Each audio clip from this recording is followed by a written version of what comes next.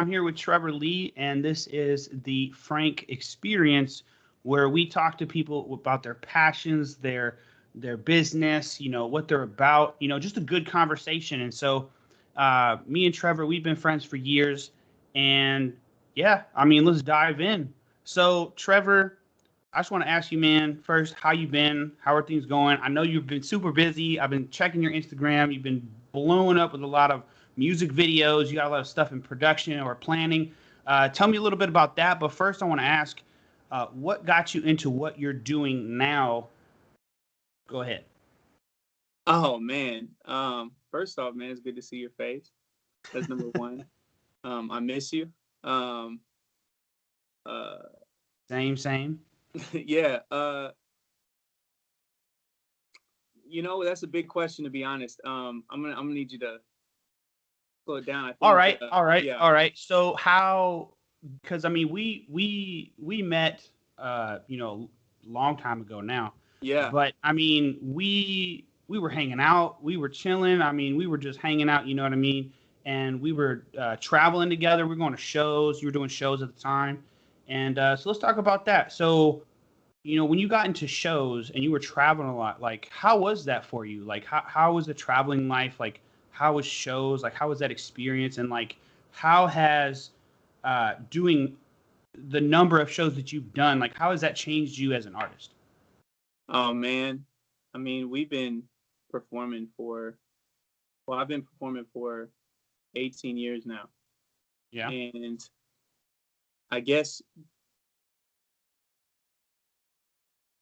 it always changes you over time. I think it's the people that you come into contact with. I think it's the relationships. That's the biggest blessing. I think what I love Yeah. most about traveling is the different people I get to go hang out with. I was telling somebody a while back, in fact, I've had this conversation with a lot of people that do what I do, is that I think one of the biggest blessings about being able to travel a lot and to actually just be in contact with a lot of different people, a lot of different cultures, et cetera, and so on, is that we get to meet or we have way more opportunities to find those 1 in a million people. Yeah. Most people have these relationships and people that they cherish in their life that they consider 1 in a million people. And they usually only have about one, maybe two in their life that they come across with. But because I get to travel so much and interact with so many different people, there's a ton of those people in my life. So I think that's what changes me the most out of traveling a lot and touring a lot. Since being off tour and not being able to tour this year, which is the tour I was gonna be coming back to tour after taking a year off. Yeah. Um, I'm feeling it, bro. Like Yeah. I am so antsy. I miss um, all of the interacting with people. I miss my fam. Like the gang really. The Tree Gang, just everyone that's been that I interact with on a regular basis. I miss their faces. I miss being able to give hugs, shake hands, Yeah. hang out. Like I really love that stuff. That interaction is definitely key because you from the South, we from the South, like that's what we do, man. We hug people, that's what we got to have that friendly interaction. And so but talk about Tree Gang, like what started that? How did you, like, that's because that's a branding thing, but that's also a community thing. Like people are like, oh, I'm Tree Gang, like it's cool, it's kind of We cool thing. got So tats. We got tats yeah. going on. People have solidified Dang. their position in Tree Gang, man. I'm not kidding. I remember That's the first person determination. that posted. Nah, I remember the first person who posted a big old Tree Gang symbol right here. They were getting the tat. It's real. They posted during the experience, and um, I think that tripped me out. But back to the real answer is when I went viral the first time with the barbershop freestyle. I was on Instagram Live, and everyone was like, "What do we call ourselves?" And this one girl named Nadia, she suggested Tree Gang, and I was like, "Oh, that's cool. I'm down with that if everyone wants that." Uh, we asked how does she think about it, and I felt dumb not realizing it, but you take TR from Trevor and then EE at the end, and then Tree Gang. I thought that was genius. So I just made something Yeah. up for them, and everyone voted on the logo, and everyone was cool with it. So I just started using that as my merch instead of putting Trevor Lee. I always had a thing, like, I don't like putting my name on t-shirts and things like that. It just seems a little much, um, to have people wearing shirts with my name on it. Uh, but Tree Gang is something I can stand by. I think that's pretty cool. Yeah, I agree. I mean, you're talking about how she came to it, and I was like, yeah, that makes sense. The TR and then the EE. Yeah. What's cool also, actually, when I think about it, is like people think about trees. What do you think about? You think about life. You think about oxygen, breath.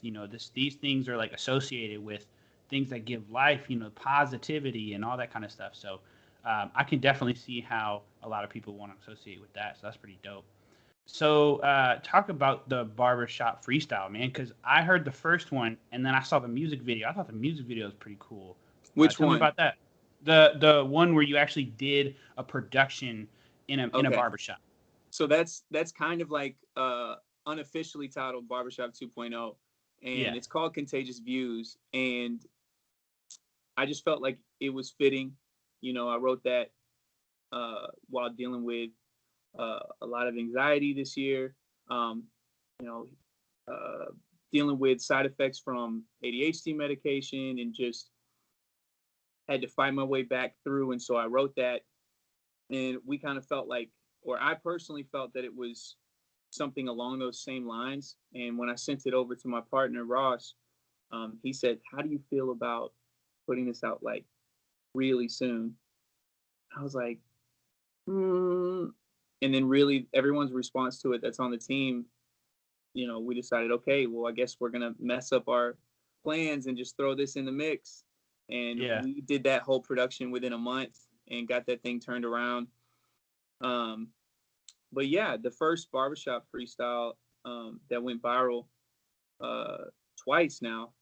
Once on IG and another time on TikTok a year later. And the one on TikTok, that's the one that got millions. It's also got like 1.4 million on YouTube as well. And it's a gift that keeps on giving. Bubba Got Beats. He's the guy who produced the 10 Toes Challenge. We happened to meet through a chance meeting, and apparently we hit it off. And he gave me a call while I was on tour and on my way to a place in Florida. And he said that I just needed, by the end of that conversation, he was like, okay, all you need to do is just give me a freestyle, do it to A Boogie with the Hoodies Jungle. That's a good one right now. It's like, all right, I'll see what I can do. On the last day of my trip, I was visiting Lo, who owns a Modern Man Barbershop near Boca Raton, which is where I was performing. And he's like, hey, you want to do that before we head out? And I was like, all right, let's do it. And literally, that was the first take. We didn't have no double takes or nothing, and we just handed, the camera to another barber uh, who liked to video stuff. Sent it to Bubba, and next thing I knew, my IG was like ding ding ding ding ding ding ding ding, and on the TikTok a year later, I got that because Gary Vee said his whole 70-30 rule, and I'm not gonna explain it. You can look it up, but I was like, all right, fine, I'll get a TikTok, and I uploaded that as my first video, and then it's just started like yeah, yeah, 400,000 views on the first yeah. day, and 2 weeks later, 2.2 or 2 million, or 1 million a week later, and then 2 million, and so on. Yeah, definitely on that, because I mean, in this podcast I talk about business too, so we don't have to dive into the 70-30 like you mentioned, but the most important thing that people need to take away from that is if you got something that is fire on one platform, you need to be posting on other platforms because it's about that attention, and you need to get that attention in other places where they may not be on Twitter full time or Instagram full time, and they you know what I mean. So just remember that when you guys are making content, just post it in many places. You never know what's going to happen. But Yeah, I mean, what we do is we test content. So how that applies to what you're saying is we test multiple content, see what the results are and the engagement, and then whatever is working, we post more and we plan. So right, every post is planned. Every every type of post we do is strategic. Right. Nothing about the content is, if it's casual, it's casual. But I mean, yes, all the content is planned, like Got you. in advance. Yeah. Yeah. Yeah, and that's what you're talking about, how you had to throw a wrench in some of the plans and just post it, right? Yeah, I mean, I'm glad we did. As far as well, you're talking about Contagious Views, right? Yeah. So Contagious Views, we went ahead and we did the whole rollout like we always do for everything, for every Right. single, and thankfully people responded well. We thought that it was a big or impactful record, and we thought that it would get good traction in the timing. We thought it was very timely, even though the record is timeless. We thought that it went well with what was going on this year and the language in it, and just they felt like the team, and when I say team, I mean the PR team and my partner and other people that we have that give us feedback with the production team and things like that. And just the common response was they felt that a lot of people could relate to what I was feeling, not only based in general, but specifically based because of the way that this year planned out. And so I wanted to make it personal, not make it about this year. So Right. that intro was really something that happened in that barbershop the first time I entered. I got recognized like a year or so ago, and no one tried to make me spit or anything like that. But still, we just thought it was fitting that we would do it in that barbershop, and that's my barber. That's the barbershop I go to. That's where I hang out. That's my family, and everyone that was invited specifically from people that are a part of that family. And even the guy who did the shoes, you can see the shoes right behind me, these white ones right here. Those are the shoes I wore in the video. That was customized by a local guy. And everyone involved on the production is local. And all of that's very, very important. Investing in local business is a huge piece to not only my my beliefs, but also how I contribute to my local community. That was how I planned. So I didn't come here. This is about business. I'll tell you right now. When I moved Yeah. here to Huntsville, I didn't come into Huntsville saying, "Hey, here I am. I need work," Right. and started offering services. Mm-mm. I got all of my income for the first 2.5 years from outside of the city and spent money in the city. So Right. I created value where and provided economic contribution to the city um, where there wasn't. So I hired models, I hired production crews, I hired people who weren't getting the there's not a huge market for that here, Yeah. right? So, but either way, if there was or isn't, the best thing to do is to start spending money, showing that you care about the community, not just to spend money. It was the way that I spent my money, the way that I took care of the people I worked with, the time I spent with them. These things were all how I strategically wanted to integrate into this community.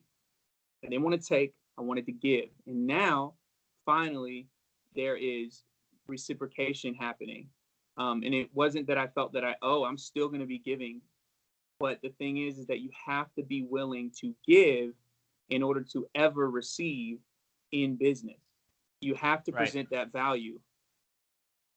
No, I definitely agree, and I'm not entirely trying to just talk about Gary Vee the whole time, but his book Jab Jab Jab Right Hook, comes to mind. I mean, just because it's about, and he even said like if he could just name it Jab Jab Jab Jab Jab Jab Jab Jab Right Hook, he would. But I don't know if it all fit on the page, but the main point that you're getting at is like it's important to give value, and like I've had to learn that. And like even when I played business, now there's a difference between owning a business, having an LLC, and like playing business. Because when you read financial books like Robert Kiyosaki and Rich Dad Poor Dad, and you learn about assets and liabilities, you just learn that okay, I didn't have cash flow, so that was the problem. and like, and you know what I mean. And so I realized that was self-awareness right there, and I was like, "Ooh, okay." So I really need to take a step back, not try to focus on that, and get cash flow into my life because I was trying to grind, grind, grind. I'm not going to do the 9 to 5. I'm going to try to make it, and then I realized I was like, "Well, I think I need to start from a place of cash flow positive, and then move from there." Because it doesn't matter if you don't have a plan or you don't know like how to execute. It's about like getting that cash flow first and then moving from there. That's a smart thing. Now, obviously, we're talking about desires and passions and all that stuff too, and having good conversations in general. But when people dive into those dreams and they take those chances, they know there's risk, and so it's that's what it's about. And like for me, when I tried going on my own, I was trying to do way too much, and I realized that, and so that was my downfall in realizing that like I just needed to kind of do what was easy, what came easy for me. And what was that was when I did podcasts before, it didn't work out because again, I was trying to do a little too much. And this time around, I'm keeping it simple. I'm reaching out, yo, I think this conversation would be interesting. If you think it'd be valuable for you, let's do it. And that's what I'm focusing on. I'm focusing on like good conversation. I'm trying to learn more about business, but I can do that by talking to people, not only like yourself who are, successful, you got cash flow, you got a business, and you're also an artist pursuing your passion. And so those things are important. It's why I started this podcast, was so important to just continue to have these kind of conversations with people, not only so I can learn, but so I can help others and give value in that way. Nah, that's a good thing, man. I'm in total support. I appreciate it. So I appreciate you being on this podcast with me as a guest. I really appreciate it. So what I wanted to ask in sort of, since we're kind of diving into the business stuff, so how long have you actually had your business? Like when did you actually start it, and what struggles did you encounter? How did you solve some of those problems that you had? And like, tell me a little bit about that. So my first business was my first business in general was I mowed lawns when I was 9 years old. I walked from house to house, and I guess it was passed down to me from my mother, who was always a great businesswoman, and she had been an entrepreneur, since before I was born. And she taught me about marketing from day one, and maybe I had instincts about it as well, just from always being that person. When I was a kid, before the age of 10, I lived out here, actually where I reside now in Huntsville, Alabama, and surrounding areas. And so I was the kid that when we moved to a new spot, I would walk next door and say, "Hi, I'm your new neighbor, Trevor." And that was at a time where that made sense. Right. And I was unashamed. And that turned into that gift to talk to people. It turned into me saying, "Hey, I need money. People need their lawns mowed." So I'd push mow these lawns and make money. And that turned into a car wash later, a couple years later. That turned into, selling crafts and things at school, to getting a job at 15 and working that. And, I was already doing music by 14. And so I was managing myself through way of my mom. My mom would answer the phone and I'd be like, I'd be telling her what to say. And so she would act as my agent, and we,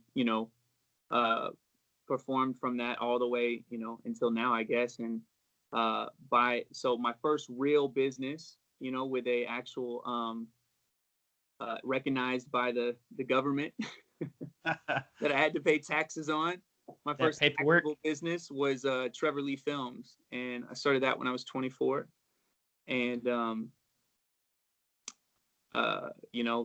grateful that I was able to. The only reason why I called it Trevor Lee Films is because I'd been so active in the community, and I knew that my name carried value. So I capitalized on my reputation, and that's honestly the interesting part of the story, is that turning what I had capitalized on my name the first time. When I came here, I had no name. Right. So I had to play the long game, and that's that's the interesting difference there. You know, the strategy I said before was a strategy where no one knows you, right? Right. Because you have to spend that time building up a reputation, building up that value. Well, I already had that value when I started Trevor Lee Films, Right. and I executed already in a high fashion to where people would want to work with me when I did offer it.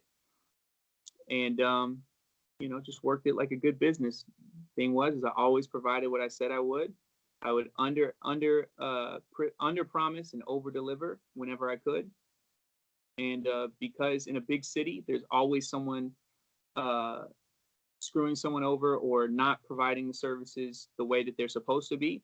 So you're always going to be there to pick that up and deliver. All you have to do is manage your capabilities. And that's what I did. That simple. Yeah. So you mentioned your team. So when did you actually start building a team? Because I remember you had another partner that was maybe it wasn't a partner, maybe it was just somebody you hired that was helping you with You're talking doing about some for other Trevor Lee film. Films? Yeah, for doing some weddings or specifically weddings or something like that. Maybe not. No, that I mean, Maybe I got it wrong. no, it's okay. It's okay. He did want to do weddings, and that was his thing. But Okay. Yeah. Yeah. Okay. but no, he came on as a hire about halfway through the life of Trevor Lee Films, and I always had you know, contract hires, and Right. Right. we Right. always had a team of about six. I'd say Okay. about 2 years in was when I started to expand. I'd say about maybe a year and a half, even. You know, that's the thing about having a small business that is based on you doing the work. At some point, you have to delegate. So I Right. found qualified individuals that could uh, use a that I would pay them higher than if they got a job at like McDonald's, or you know, I'd pay them more than minimum wage, but they had to put in the training. I couldn't pay them for training or knowledge, but I would pay them more than what anyone else would pay them for their days of work, right? So this was a good time for young individuals to invest, and then other people who were as qualified as I would just make sure that they got equal, if not higher pay than I did, because you want to grow your business, right? So I Right. started small like that, and then now with uh, TLM, which is Trevor Lee Music, um, that business is a team that grew naturally based on need. So I Okay. never hired outside of what was needed. So we didn't get PR until this year. We you know, we developed the process first. It's like what the prophet would say, you know, on that TV show. The prophet would say process, people, product, and not necessarily in that order. So the product was already there. I'd already fine tuned my product, or I'd fine tuned my process, and I'm the product. So I've already been fine tuning that for years, and then the process was completed by the people that I had been developing relationships with and working with for years. And then when the process made sense, we expanded it to include delegated actions like PR, public relations. Those are things that I did not have the bandwidth to accomplish when Right. I'm the one creating things. So it's literally based on necessity, capital, and capability. What do you not have the capacity to perform? Or what do you not have the capability but need to perform? That's when you delegate. At any point that you are not getting something done, that is an immediate sign you have to delegate. And you Right. should only delegate to qualified individuals, and you should be willing to pay qualified individual rates. If you are Right. not, you're destined for failure. The moment you try to cut corners is the moment you fail immediately. You're dead. You should not even move forward in your business.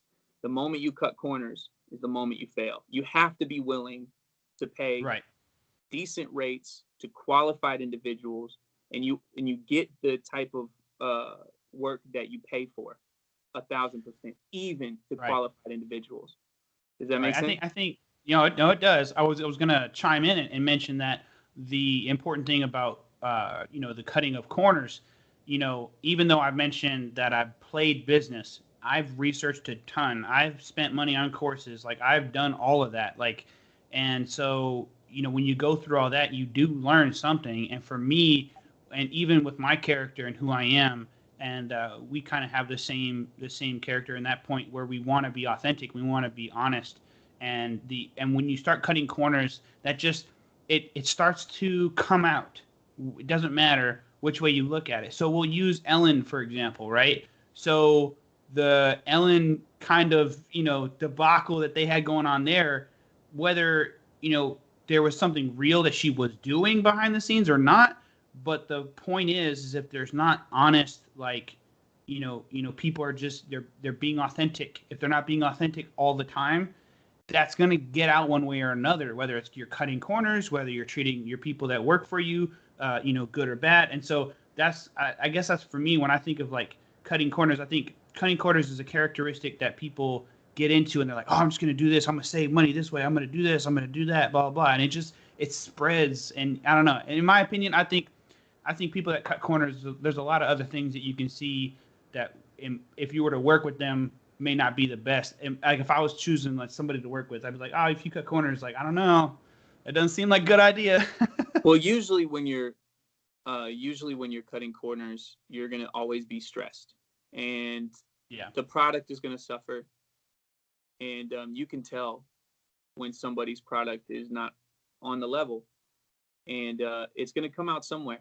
And you're right. It can come out in how you treat people, how people feel in the process. It's going to, if you're paying people to do something and they feel like they're not fully supported and capable of doing that to the best of their abilities, that's a corner that's been cut. And they're going to be unhappy. And it's definitely a ripple effect. If you are cutting corners in your own execution, it's going to come out in the product. I know for a fact there are songs, which I will not say what songs, that I'm not happy with, and I know it's because of corners I cut in the process.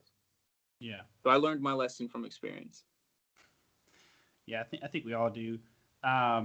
So let's talk about music, and let's the one thing I wanted to talk to you about too when I was thinking about like what would I talk to Trevor about, because I know I want to catch up with you and I want to talk about all that kind of stuff, but I was like, man, there's something interesting because what's cool about your music is, and what I've seen, and it's a cool thing to see from my perspective because I've known you for some years now, about a is decade, to see right is to see people react to your music, and I'm like, oh, okay, so it's like, okay, so you when you're friends with somebody who does music, it's like a different experience than experiencing other artists' music and you're just jamming out. But when you see somebody else jamming out to the music you make, and you're like, that's legit. Nobody's telling you to do that. And so my wife, man, she works out to your music sometimes, and then I just be laughing. I'll be listening. I'll be like, she's playing Trevor Lee's music, because you got a lot of Hispanic vibes in some of your music, and she's Hispanic on her dad's side. And so she just loves listening to that music. Her grandpa would dance with her a whole lot with that kind of stuff. And so it was really cool to see that. And I just wanted to see like how with the lyrics, like, because in a lot of music today, there's a lot of lyrics that are either complete trash, garbage, or they just repeat the same phrase over and over again, and that's the entire song. So for me, I'm like, but like when I listen to your music, it actually has some depth to it. Like there's some stuff going on. Like you're talking about things you've gone through. Like you mentioned anxiety, and you mentioned other things. Like, so what? Because I'm assuming you want to continue to grow and go, to the sky's the limit, right? Right, like Madison Square Garden, hey.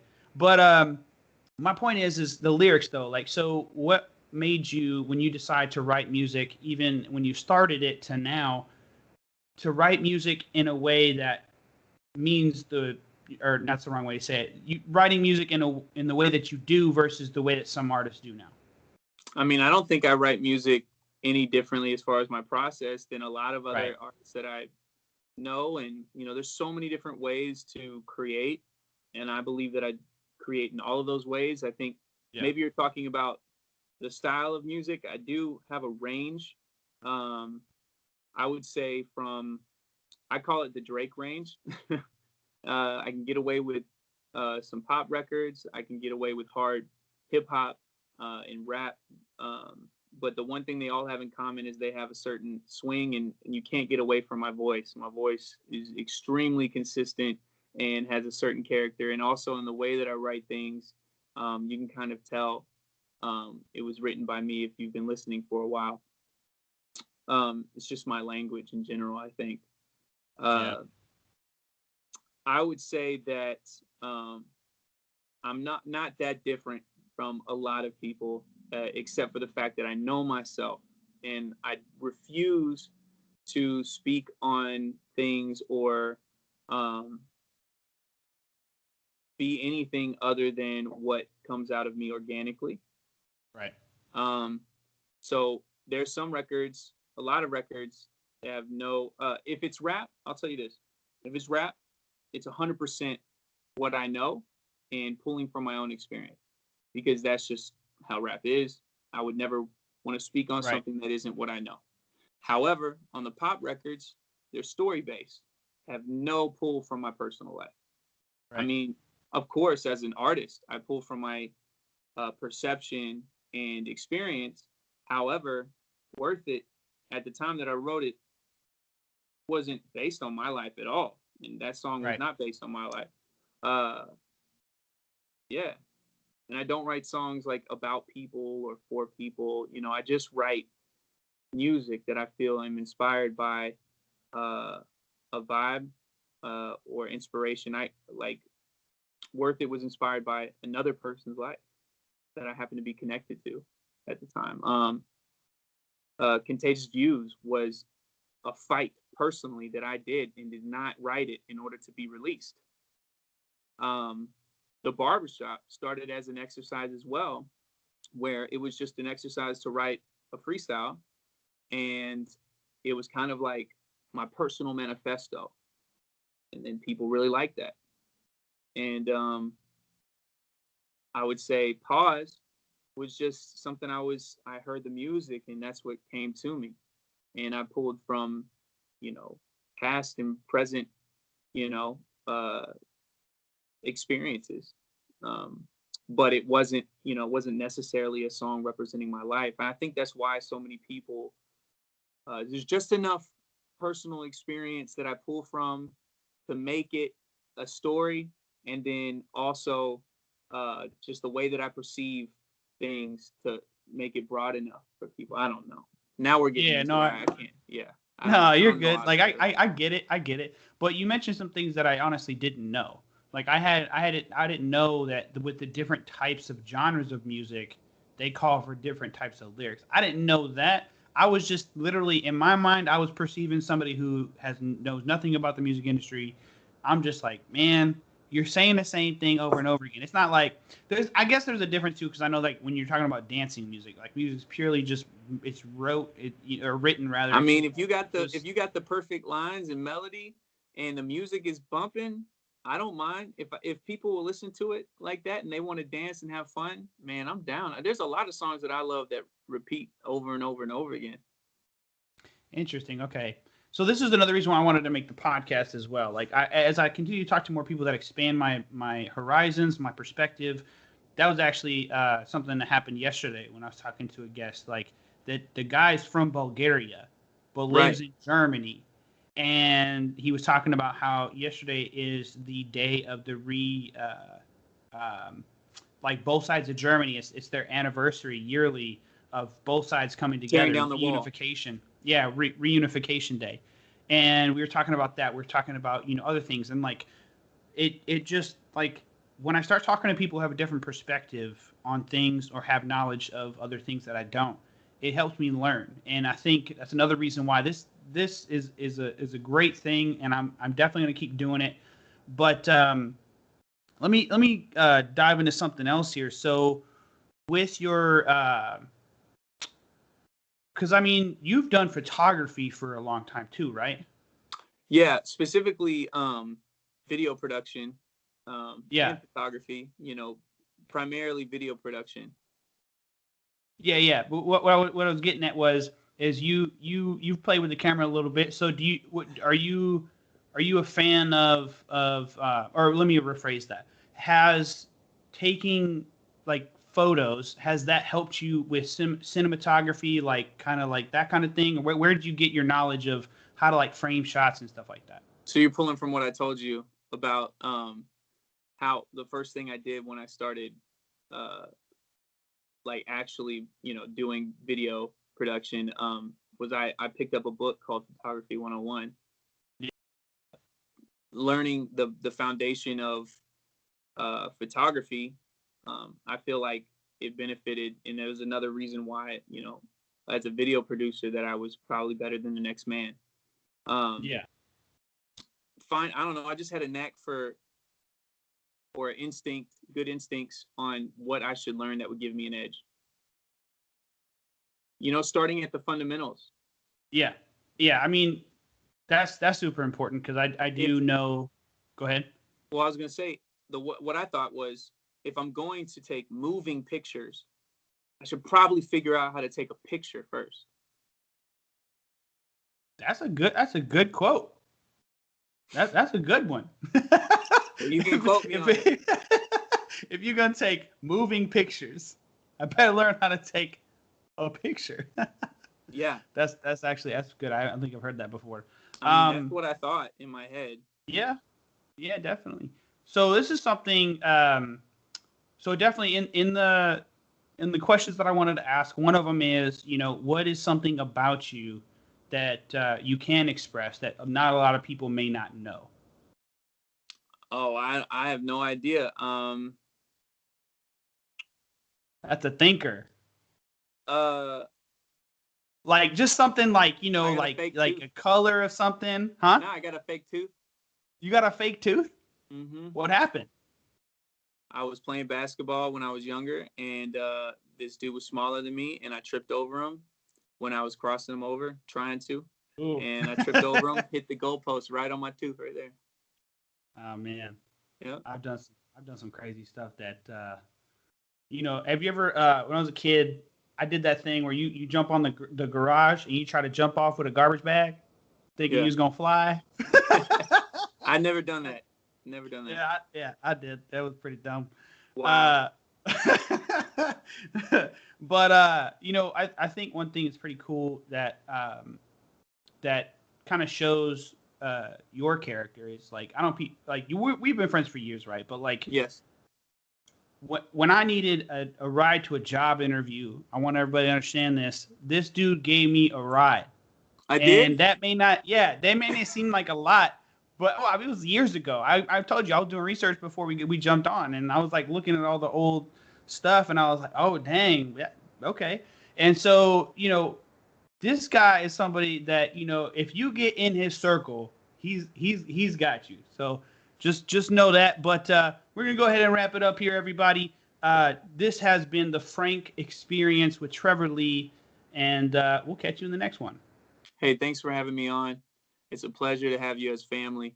And to everyone watching, continue watching this guy. Support him. Thank you. We'll catch you guys next time.